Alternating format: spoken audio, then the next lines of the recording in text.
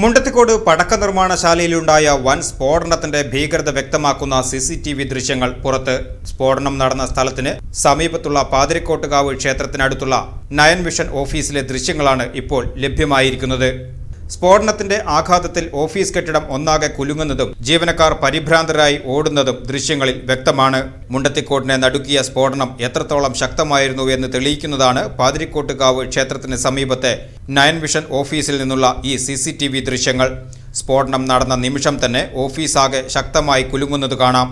ഓഫീസിനുള്ളിലുണ്ടായിരുന്ന nine vision direct board അംഗം സ്ഫോടനത്തിന്റെ ആഘാതത്തിൽ പരിഭ്രാന്തനായി പുറത്തേക്ക് ഇറങ്ങി ഓടുകയായിരുന്നു. ഓഫീസിലുണ്ടായിരുന്ന ഫോണുകളും റിമോട്ടുകളും ഉൾപ്പെടെ താഴേക്ക് പതിച്ചു. കെട്ടിടത്തിനുള്ളിലെ സാധനങ്ങൾ നിലം പതിക്കുന്നതും വലിയ ശബ്ദത്തോടെ പ്രകമ്പനം കൊള്ളുന്നതും ദൃശ്യങ്ങളിൽ വ്യക്തമാണ്. കിലോമീറ്ററുകൾ ദൂരത്തേക്ക് വരെ സ്ഫോടനത്തിന്റെ പ്രകമ്പനം എത്തിയെന്ന റിപ്പോർട്ടുകൾ ശരിവെക്കുന്നതാണ് ഈ ദൃശ്യങ്ങൾ.